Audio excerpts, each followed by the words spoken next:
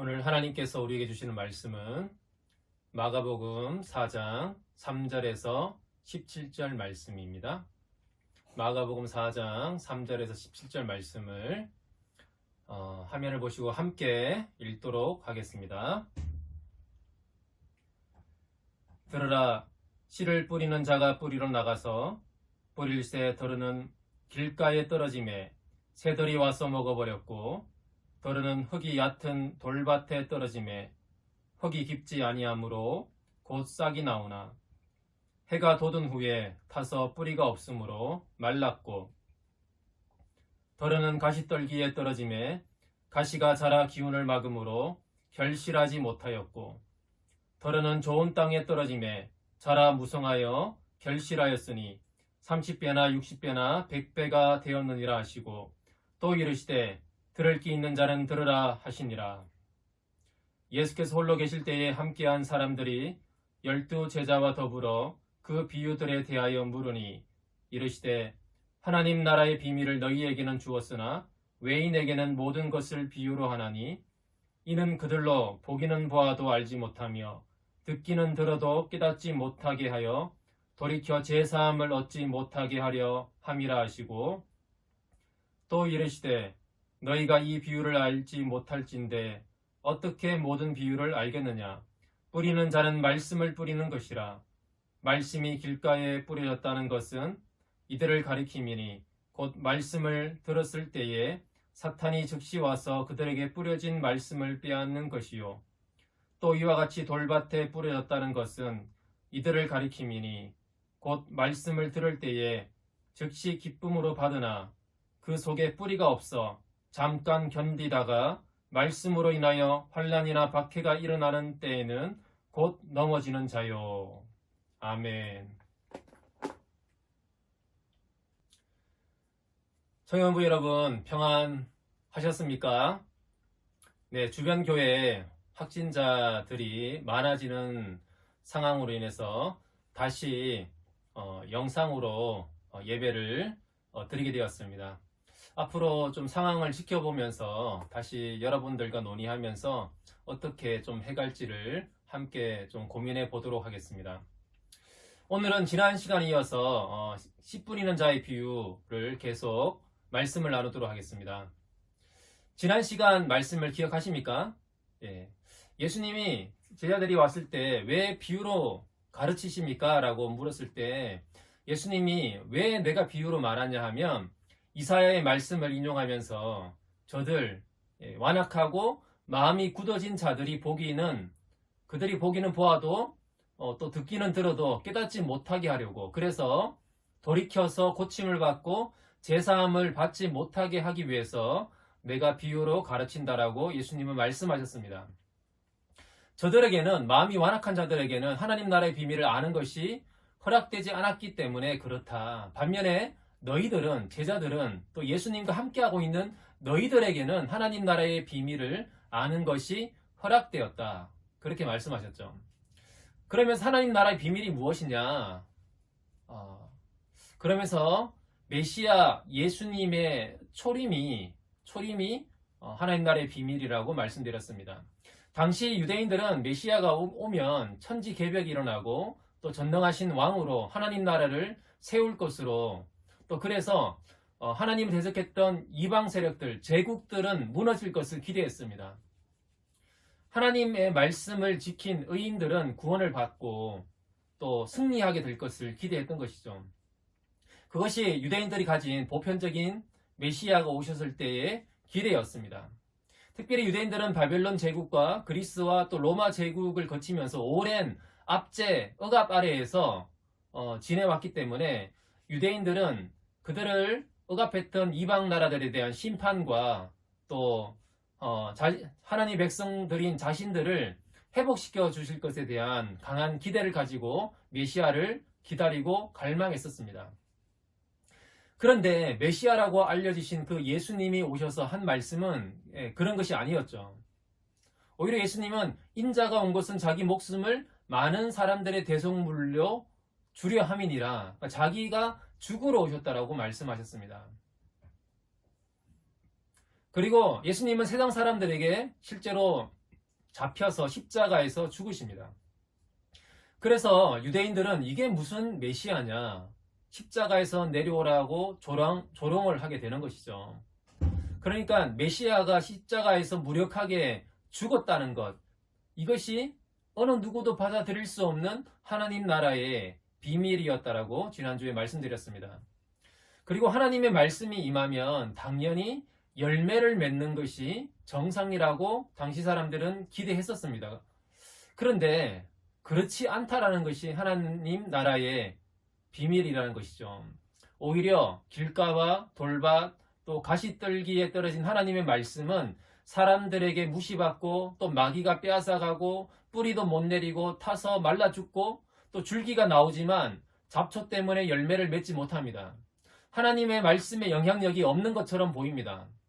많은 사람들이 하나님의 말씀에 열매를 맺지 못합니다. 이것이 예수님의 초림 때의 상황이며 또 지금의 상황이기도 하며 하나님 나라의 비밀이었습니다.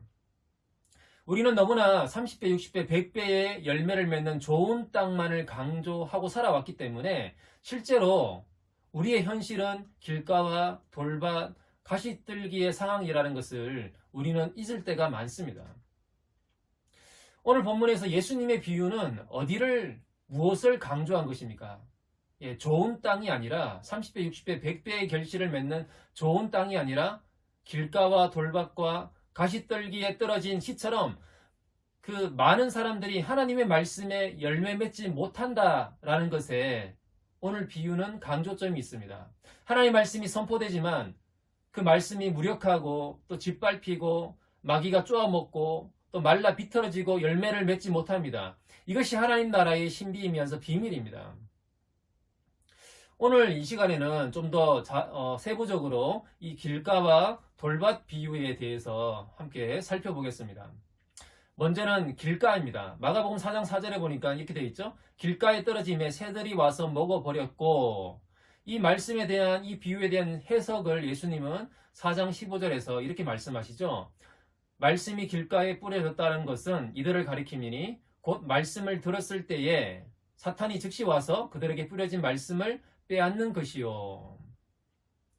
오늘 본문의 병행 구절인 누가복음 8장 5절에 보면 비슷하게 이렇게 말씀하고 있는데요. 씨를 뿌리는 자가 그 씨를 뿌리러 나가서 뿌릴새 더러는 길가에 떨어짐에 밟히며 공중의 새들이 먹어버렸고, 또 이에 대한 예수님의 해석이 누가복음 8장 12절에는 길가에 있다는 것은 말씀을 들은 자니 이에 마귀가 가서 그들이 믿어 구원을 얻지 못하게 하려고 말씀을 그 마음에서 빼앗는 것이요. 그러니까 누가복음에는 좀 더 이렇게 추가적인 내용들이 있는데요. 밟혔다라는 내용이 추가되어 있죠. 사람들에게 밟혔다. 그리고 마귀가 말씀을 빼앗는 이유는 구원을 얻지 못하게 하려고 이 내용이 누가복음에는 추가되어 있습니다. 그러니까 길가에 떨어진 하나님의 말씀은 사람들이 오고 가면서 길가에서 밟히고 마귀에게 빼앗깁니다. 길가, 이 길이라는 곳은 많은 사람들이 오고 가는, 다니는 곳입니다. 그래서 많은 사람들이 오고 가기 때문에 밟히기가 쉬운 것이죠. 이 많은 사람들이 오고 가는, 지나가는 이 길가는 무엇이겠습니까? 다른 목사님들의 해석을 보면 이 길가, 많은 사람들이 오고 가는 이 길을 그 당시에 시대 정신이라고 해석하곤 합니다. 그 시대를 지배하는 철학과 시대 정신을 의미한다는 것이죠. 많은 사람들이 지지하고 따라가는 길, 그 길로 가는 사람들은 하나님의 말씀을 짓밟고 무시하게 된다는 것입니다. 예수님 당시 많은 사람들이 가는 길은 율법주의였습니다. 유대교 당시에 그 율법주의가 당시의 시대 정신이었습니다. 그래서 예수님의 말씀이 율법주의에 어긋난다라고 해서 예수님은 무시받았고 예수님의 말씀도 배척받았고 결국은 예수님을 죽이게 됩니다.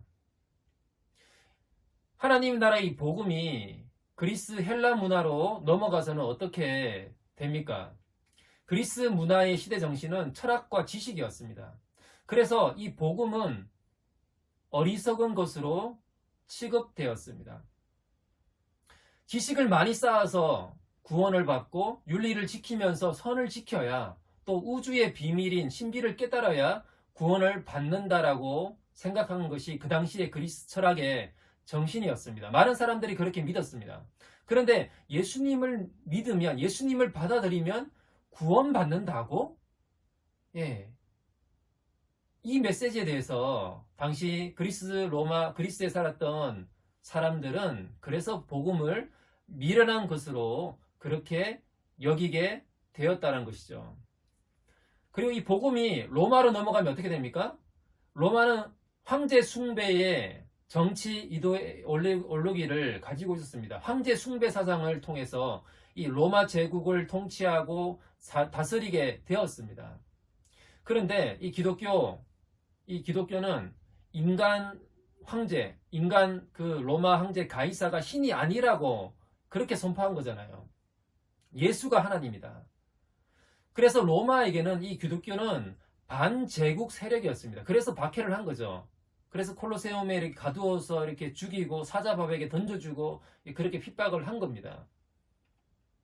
그 당시에 많은 사람이 따라가고 또 지지하는 그 길, 그 지배 철학, 이데올로기, 그 길을 따라가는 사람들은 하나님의 말씀을 짓밟고 지나가게 된다는 것이죠. 이 길가의 첫 번째 위기가 시대 정신을 따라가는 사람들로 인한 핍박이라면, 두 번째 위기는 사탄의 역사입니다. 사탄이 그 말씀을 즉시 빼앗아 버린다고 되어 있죠. 구원받지 못하게 하기 위해서 사탄이 말씀을 빼앗습니다. 이것은 이단의 출현을 의미합니다. 복음이 전파되는 때에 그 시대 사상에 의해서 핍박이 일어나는 동시에 구원론과 관련된 이단들이 출현하기 시작합니다. 초대교회 때 그랬습니다. 초대교회 때 대표적인 영지주의 이단이 일어나서 사람들이 올바른 복음의 말씀을 듣지 못하도록 그렇게 만들었습니다. 초대교회 때 요한 1서 이렇게 그 서신서들을 보면 영지주의 이단에 대한 이제 강력한 경계심이 나타나고 있습니다. 한국교회 초기 이야기를 봐도 그렇습니다. 한국교회가 막 부흥하기 시작할 때 구원론 이단들이 막 나타나기 시작했습니다. 대표적으로 박태선, 그 전도관, 천부교죠, 천부교. 그 박태선의 밑에서 배웠던 제자들이 누굽니까? 지금 막 엄청난 이단 세력들을 가지고 있는 이만희, 신천지 교주 같은 사람들이 나온 거예요. 지금도 문선명의 통일교, 구원파, 또 신천지, 또 안산홍, 어머니 하나님, 이런 이단들이 막 나타나면서 구원론에 대해서 왜곡을 시키고 사람들이 올바른 복음의 진리를 믿지 못하도록 그렇게 하고 있습니다. 우리가 지금 코로나 위기를 겪으면서 이 신천지가 거의 30만 명에 달하는 엄청난 규모라는 것을 우리가 보고 놀라고 있지 않습니까? 그 정도로 우리 한국 사회 안에도 이단들이 엄청나게 또 이렇게 발흥하고 있습니다. 여러분, 중국 교회가 개방되면서 가정교회 중심으로 엄청나게 중국 교회가 부흥해 왔다라는 것을 최근에 이제 알게 되었는데요. 근데 이 중국 교회 안에도 복음의 불길이 엄청나게 일어나고 있는 반면에 또한 이단 또한 엄청나게 불어나고 있다라는 것을 여러분 이렇게 중국 선교에 관련된 이야기들을 들어보면 많이 접할 수가 있습니다. 예수님 당시도 메시아가 왔는데, 예수님이 오셨는데 그 시대 정신에 짓밟히고 십자가에 죽고 또 이단이 출현해서 세력이 점점 더 커져가고, 그러니까 이런 상황 가운데서 초대교회 성도들은 이해가 안 간 거죠. 이게 어떻게 하나님의 말씀이 이렇게 영향력이 없을까? 하나님의 말씀이 이렇게 무력할까? 그러니까 이것을 이해하지 못하면 실족하게 되는 것이죠. 하나님의 말씀이 선포되는 그곳에는 그 시대 정신과 또 이단 세력에 의한 핍박이 동시에 일어난다라는 것을 예수님은 말씀해 주고 있습니다.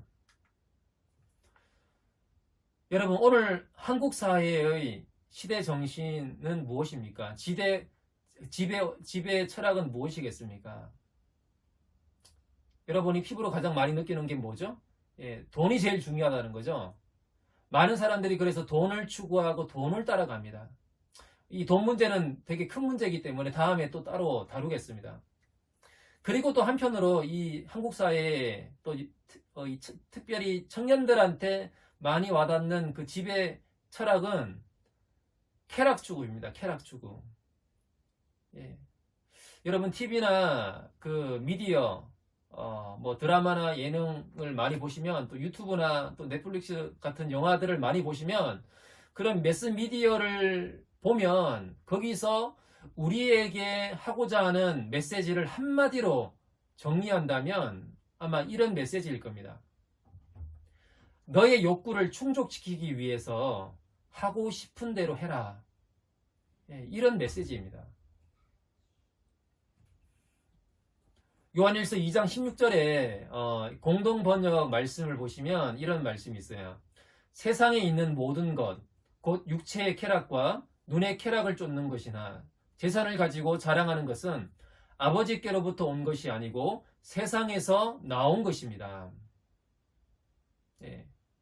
그러니까 세상에서 나온 것 세 가지가 뭐라고 하냐 하면 육체의 쾌락, 눈의 쾌락, 또 이생의 자랑, 자랑하는 것이라는 거죠.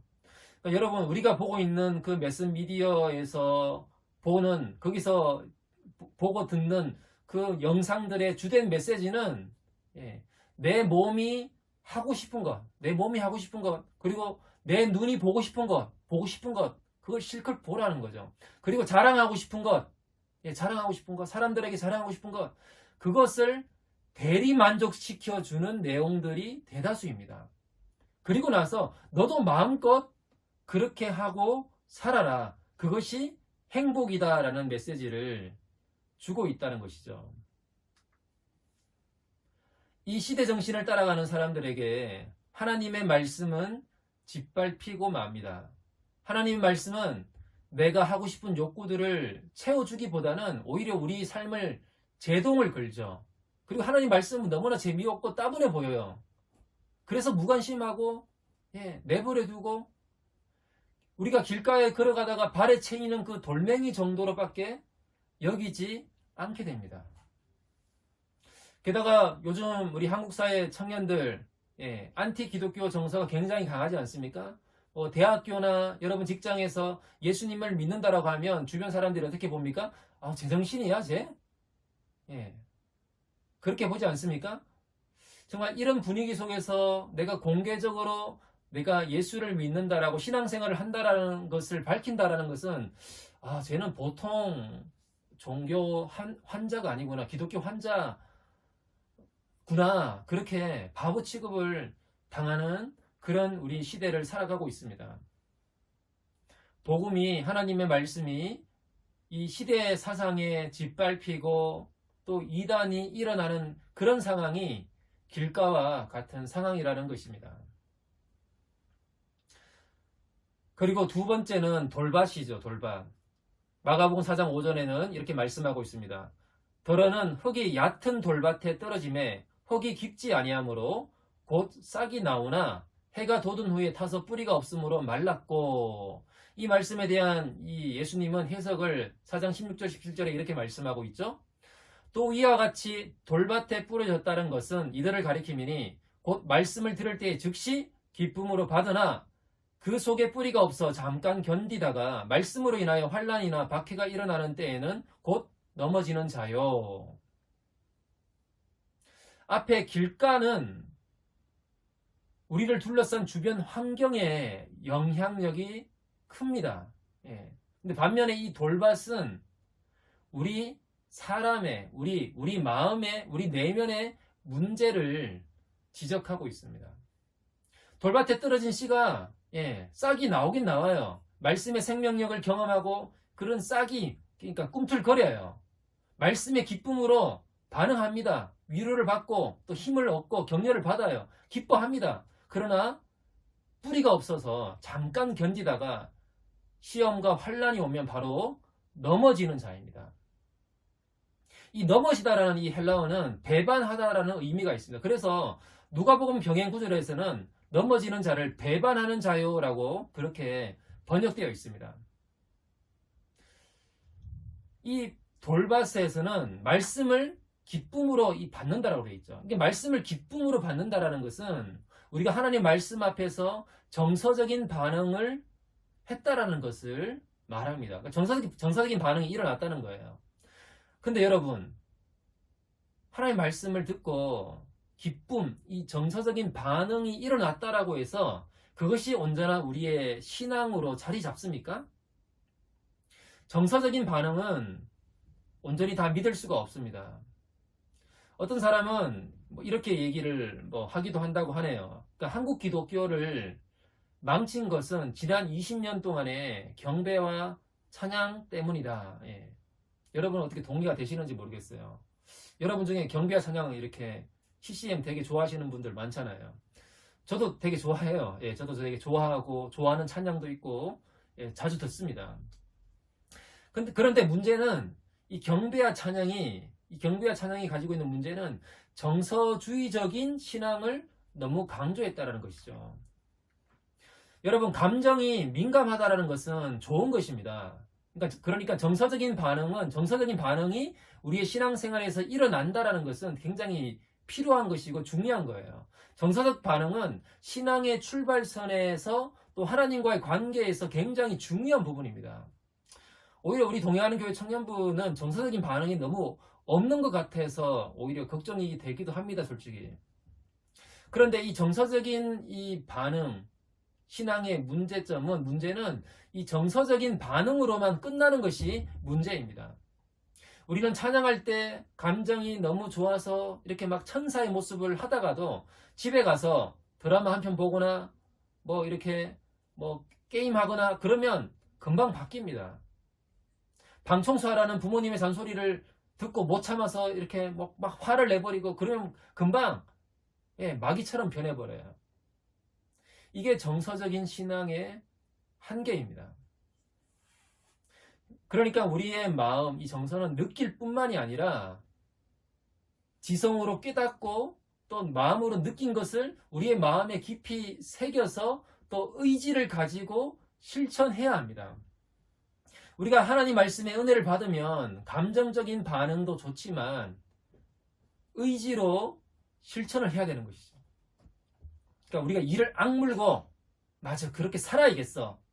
그렇게 정말 살아내고 말 거야. 그렇게 결단하는 것이 중요합니다. 그러니까 의지를 강화시키는 신앙이 오래 갑니다. 정서적으로만 반응하는 신앙은 쉽게 무너지고 오래 가지 못해요. 그러니까 우리가 의지적인 결단과 실천으로 이것으로 이어지지 않는 것이 문제인 것이죠. 여러분, 우리의 신앙은 전인격적인 신앙이 되어야 합니다. 전인격적이라는 말이 무슨 의미이죠? 인격적이라는 말, 지, 정, 의가 포함된 것이죠. 우리의 인격에는 지정의가 포함되어 있잖아요. 인격의 세 요소는 지, 머리로 깨닫고 마음으로 느끼고 또 느낀 것에 의지를 가지고 결단하고 실천하는 것. 그러니까 의지의 결단이 없으면 전인격적인 신앙이 아닙니다. 깨닫기만 하고 의지의 결단이 없으면 그냥 지적인 신앙에 머물고 맙니다. 그리고 감정으로 하나님의 거룩과 임재를 느끼고 위로도 받지만 그걸 경험하지만 느끼지만 의지로 우리의 삶의 방향 전환이 일어나지 않으면 삶의 변화가 일어나지 않습니다. 의지란 삶의 방향을 바꾸는 것입니다. 전에는 자아와 욕심을 따라갔지만 하나님의 말씀을 받고 성령의 감동을 받으면 하나님을 향하여 내 삶의 방향과 또 인격의 방향을 180도 바꾸는 것입니다. 이것을 회심과 회개라고 하는 것이죠. 회심은 세상을 따라서 자아의 욕심을 따라서 살지 않고 이제는 주님을 따라 살겠습니다. 주님을 영접할 때 우리의 일생 가운데 한 번 일어나는 것입니다. 그게 회심이죠. 그리고 회심을 했지만 내 삶을 바꾸겠다라고 주님을 인정하고 주님을 따르겠다고 했지만 우리는 또 잠만 자고 아침에 일어나면 다시 돌아갑니다. 우리의 그게 죄성이죠.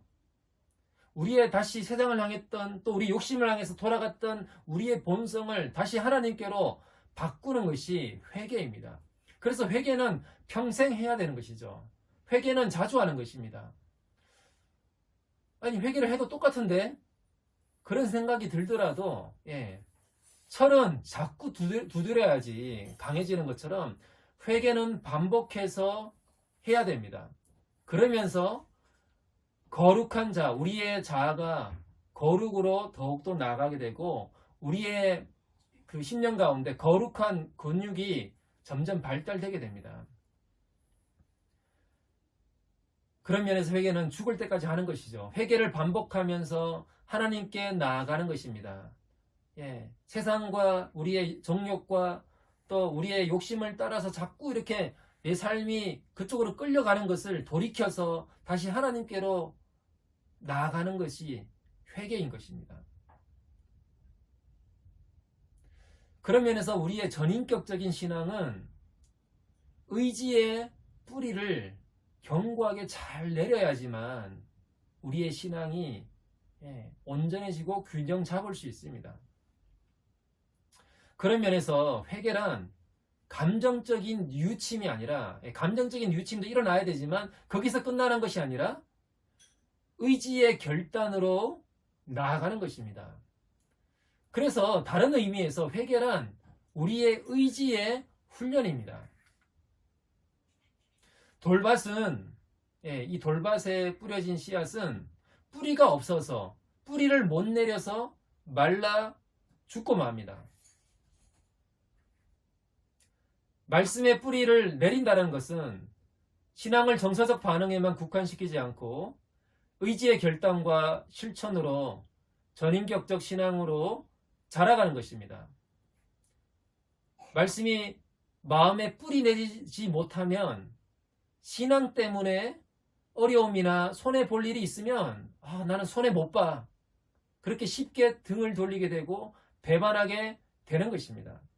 의지의 결단이 없고 삶의 방향 전환에 실패하기 때문에 우리는 쉽게 세상을 따라서 욕심을 따라서 가버리고 맙니다. 그래서 말씀을 깨달아도 삶이 바뀌지 않는 것입니다. 깨닫고 느끼기만 하고 의지로 우리가 실천하지 않으면 그러면 오늘 말씀처럼 넘어지는 자요, 배반하는 자로 그렇게 굳어지게 되는 것입니다. 이게 어떻게 보면 오늘날 한국교회의 모습이고 수많은 한국교회를 다니는 사람들의 모습입니다. 깨닫고 느끼고 의지로 결단해서 주님께로 헌신이 안 일어나면, 삶의 변화가 안 일어나면 그러면 그 신앙은 중독인 거죠. 종교 중독으로 마르크스가 얘기한 아편이 되는 거죠. 종교는 아편이다 그렇게 얘기한 것처럼 그런 신앙과 종교는 마약과 다를 바가 없게 됩니다. 말씀을 마음에 뿌리내리고 정서적 반응에만 머물지 않고 의지적인 결단으로 실천하는 것, 이 주제는 우리 청년들이 정말 조심하고 또 훈련되어야 할 부분이기도 합니다. 청년들은 열정이 많고 순수합니다. 정서적 반응에 민감합니다. 또한 이렇게 뜨겁죠. 그러나 쉽게 무너질 때가 많습니다. 그러니까 왜 그럴까요? 의지의 훈련이 안 되어 있어서 그렇습니다. 청년들은 꿈과 이상을 선호하고 동경합니다. 자신의 미래에 대해서 이러이러한 비전과 꿈을 그립니다. 그러나 그렇게 되어지지 않는 현실에 대해서 쉽게 또한 절망하고 포기해버리기도 합니다. 실제로 자신이 기대하고 꿈꾼 이상을 이루어내는 청년들은 소수입니다. 왜 그럴까요? 꿈을 이루는 대가를 치르지 않기 때문입니다. 꿈과 이상은 있으나 그것을 이루기 위한 그 대가를 의지의 결단과 몸의 실천은 소홀히 하기 때문에 그런 것이죠. 저는 청년들을 많이 만나보다 보면 다짐하고 또 결단하는 말은 굉장히 많이 합니다. 이렇게 해보겠다 혹은 저렇게 해보겠다. 그러나 의지를 들여서 실천하는 경우는 소수입니다. 그래서 이렇게 변화가 잘 안 일어나는 것이죠. 여러분은 무언가를 약속했을 때 이 친구는 말한 대로 실천하는 친구야. 신뢰가 가는 친구야. 이런 평가를 받습니까? 아니면 그 반대입니까? 말하기는 쉬울 수 있습니다. 내가 좀 더 말씀을 보겠다. 혹은 좀 더 기도를 하겠다. 좀 더 공부를 하겠다. 나는 좀 더 일찍 일어나겠다. 유흥과 놀이를 이제는 줄이고 책을 좀 더 보겠다. 좀 더 생산적인 어떤 활동을 하겠다. 이렇게 말하는 것은 쉽습니다. 그런데 여러분의 부모님이나 여러분의 친구들은 여러분의 말에 신뢰를 가지고 있습니까? 아니면 지금은 그런 마음이 들지 모르지만 시간이 지나면 똑같지 않을까? 뭘 하긴 하려나? 이렇게 의심을 받습니까? 예수님의 초림과 재림 사이에 살아가고 있는 우리는 우리의 상황, 우리의 환경은 길가와 같고 짓밟히고 하나님 말씀이 짓밟히고 또 사탄이 와서 빼앗아가는 혹은 또 돌밭 하나님 말씀에 대해서 잠시 기쁨으로 이렇게 반응하지만 어려움이 닥치면 쉽게 그 말씀을 포기해버리고 배반해버리는 그런 돌밭과 같은 그런 환경 가운데 그런 심리, 그런 내면의 상태 가운데서 우리는 살아가고 있습니다. 어떻게 이것들을 이겨내고 극복해 갈 것입니까? 우리는 세월이 갈수록 알고 깨닫고 느낀 것은 많은데 삶의 변화는 없고 또 어려움이 닥치면 뿌리가 없어서 쉽게 넘어지는 그런 사람들이 태반인 그런 사람들이 많은 이 시대 가운데서 우리는 다른 사람으로 하나님은 우리를 그렇게 부르고 있습니다. 이 시대 사상 넓은 길로 사람들이 많이 가는 그런 넓은 길로 가지 않을 것이다. 그리고 이 마귀의 역사를 우리는 거부하고 말씀의 뿌리를 내리도록 우리 말씀의 뿌리가 우리의 마음 가운데 견고하게 뿌리를 내리도록 의지의 결단과 실천의 훈련을 반복하고 분투하면서 우리는 살아가야 합니다.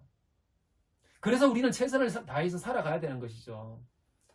그래서 말씀의 뿌리를 깊이 내리고 또 견고하게 흔들리지 않는 그런 하나님의 사람들로 우리는 세워져 가야 할 것입니다. 청년 여러분들 한 사람 한 사람이 그런 하나님의 백성으로 세워지기를 간절히 소망합니다. 이 시간 우리 마음으로 함께 기도하도록 하겠습니다. 우리의 심령이 정말 의지의 결단, 훈련으로 심령이 견고해지고 정서적 반응으로 머물지 않는 전인격적인 반응으로 하나님께 나아가는 그런 신앙으로 우리가 성장해 갈 수 있도록 이 시대 정신을 따라가지 않고 하나님 말씀 가운데 온전히 견고하게 설 수 있도록 그런 청년들이 될 수 있도록 우리 같이 한번 기도했으면 좋겠습니다. 하나님 아버지 감사합니다. 주님, 하나님 말씀이 선포되고 하나님 말씀이 뿌려지지만 이 시대는 길가와 같이 하나님 말씀이 무시되고 짓밟히고 사탄에게 빼앗겨버리고 또 환난과 어려움이 닥칠 때 쉽게 말씀을 포기해버리고 우리의 자아의 욕심을 따라가는 그런 시대 가운데서 살아가고 있습니다. 하나님, 우리 동행하는 교회 청년부, 우리 청년들 한 사람 한 사람을 붙들어 주셔서 주님, 그런 신앙, 길가와 돌짝밭에 그런 모습으로 살아가는 청년들이 아니라 정말 하나님 앞에서 새롭게 회심하고 또 회개하는 삶을 살아가고 의지의 훈련으로 우리 심령 가운데 굳건하게 말씀의 뿌리를 내리는 하나님의 백성으로 설 수 있도록 주님 저희들을 인도하여 주시옵소서. 성령님 저희들을 그렇게 붙드시고 인도하여 주시옵소서. 감사드리며 예수님의 이름으로 기도합니다. 아멘.